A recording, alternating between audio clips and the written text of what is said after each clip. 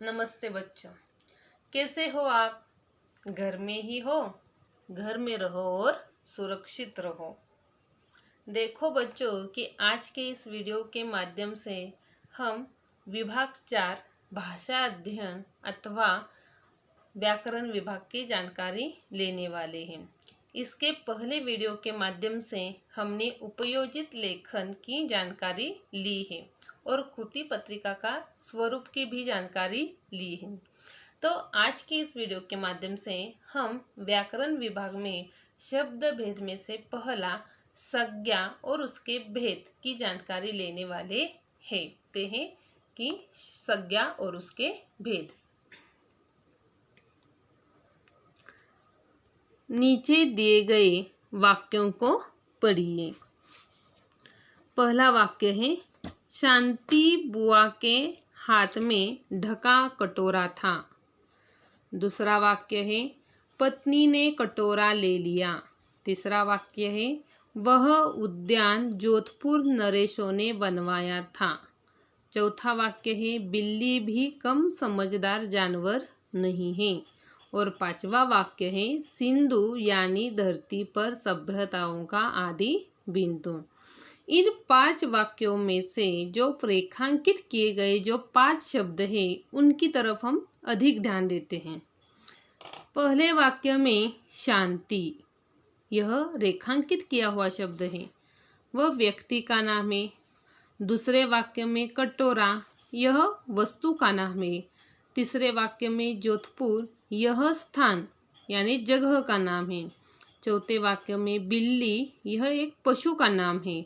और पांचवें वाक्य में सभ्यता, यह भाव दर्शाता है। यानी रेखांकित किए हुए जो शब्द है वह किसी न किसी व्यक्ति, पशु, पक्षी, वस्तु, स्थान, भाव आदि के नाम है। इसलिए यह जो रेखांकित किए हुए शब्द है वह शब्द क्या है? तो संज्ञाएं है। यानी संज्ञा किसे कहा जाता है? तो किसी व्यक्ति, वस्तु, पशु, पक्षी, स्थान, भाव और रिश्ते के नाम को संज्ञा कहते हैं।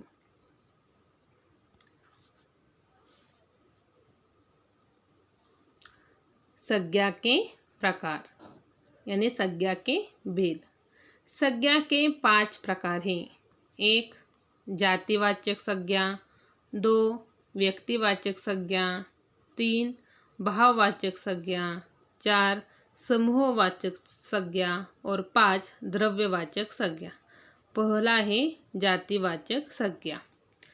देखते हैं कि जातिवाचक संज्ञा किसे कहा जाता है। देखो कि जिस संज्ञा से उसके पूरे वर्ग या पूरी जाति का बोध होता है उसे जातिवाचक संज्ञा कहते हैं। जैसे नदी पर्वत से निकलती है। रेखांकित शब्द की ओर ध्यान देते हैं। नदी, पर्वत, यानी यहाँ पर नदी शब्द से प्रत्येक नदी का बोध होता है और पर्वत शब्द से प्रत्येक पर्वत का क्या होता है?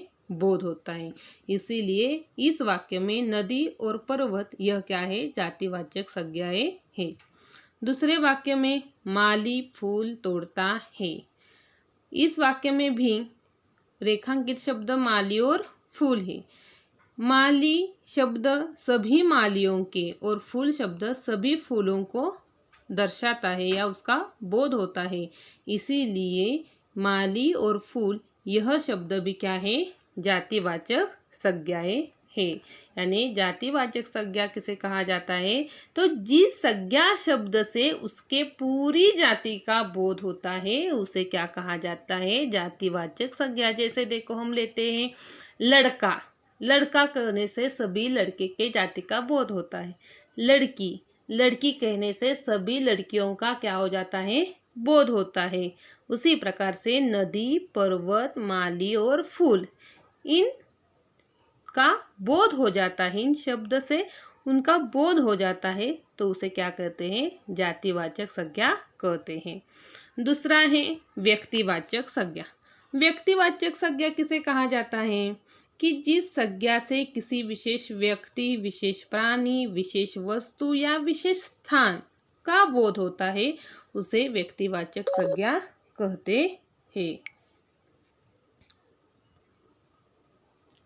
देखो कि विशेष नाम व्यक्तियों के नाम: छत्रपति शिवाजी, लोकमान्य तिलक, महात्मा गांधी, जवाहरलाल नेहरू, इंदिरा गांधी, डॉक्टर भीमराव अंबेडकर आदि, यानी यह विशेष व्यक्तियों के नाम हैं।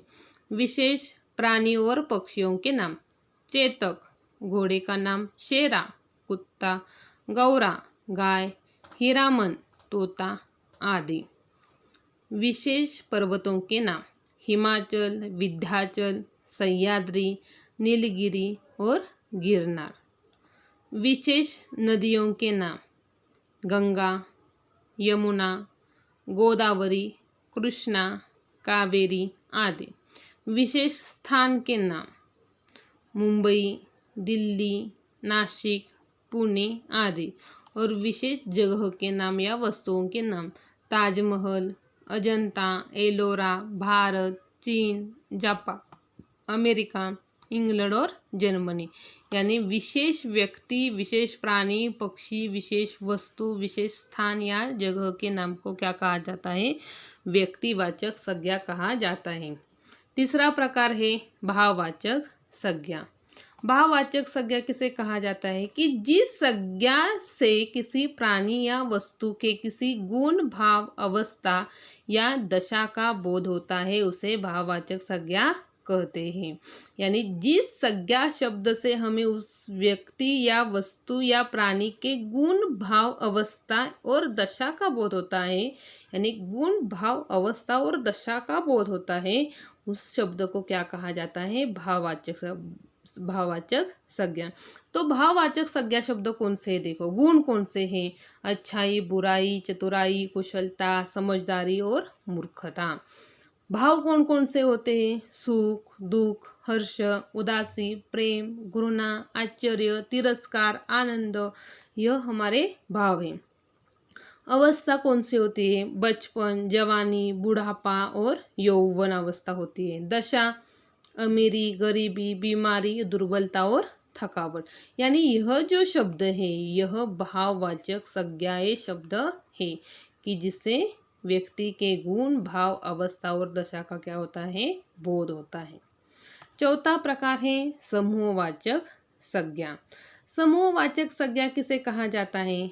कि जिस संज्ञा से प्राणियों या वस्तुओं के समूह का बोध होता है उसे समूहवाचक संज्ञा कहते हैं। यानी जिस संज्ञा शब्द से उस पूरे प्राणी, पूरे वस्तुओं का समूह का बोध होता है, यानी समूह दर्शाने वाले शब्द को क्या कहा जाता है? समूहवाचक संज्ञा। तो समूह दर्शाने वाले शब्द कौन कौन से होते हैं? जैसे कि भीड़, लोगों की भीड़, सभा, दल, सम्मेलन, मेला, बाजार, बंडल यानी नोटों का बंडल, टोली, गिरोह, झुंड, प्राणियों का झुंड ऐसा कहा जाता है, गुच्छा, फूलों का गुच्छा, यानी यह समूह दर्शाने वाले शब्द हैं। इसलिए उन दर्शाने वाले इन शब्दों का जब बोध होता है, उस समूह का बोध होता है, तो उसे क्या कहा जाता है? समूहवाचक संज्ञा कहा जाता है। उसी प्रकार से पांचवा प्रकार है द्रव्यवाचक संज्ञा। द्रव्यवाचक संज्ञा की परिभाषा क्या है? कि जिस संज्ञा से किसी द्रव्य का बोध होता है उसे द्रव्यवाचक संज्ञा कहते हैं। जैसे द्रव्यवाचक संज्ञा कौन कौन से शब्द होते हैं? दूध, पानी, बर्फ, गेहूँ, चावल, रोटी, दाल, घी, सोना, चांदी, ऊन, रुई, रेशम आदि। यानी जो खाने पीने की चीज़ें हैं और पहनने की जो वस्तुएं हैं उनके नाम को भी द्रव्यवाचक संज्ञा कहते हैं। यानी जो खाने पीने की चीज़ें हैं उनके नाम भी क्या है? द्रव्यवाचक संज्ञा है।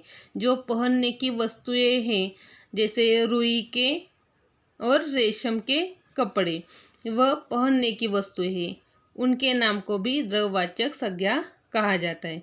उसी के साथ साथ सभी धातुओं के नाम भी क्या है, द्रववाचक संज्ञा है। यानी धातुओं के नाम यानी सोना चांदी यह क्या है, तो धातु है, तो उनके नाम को भी क्या कहा जाता है, द्रववाचक संज्ञा कहा जाता है। तो आज की इस वीडियो के माध्यम से हमने संज्ञा और संज्ञा के भेद इसकी जानकारी ली है। धन्यवाद।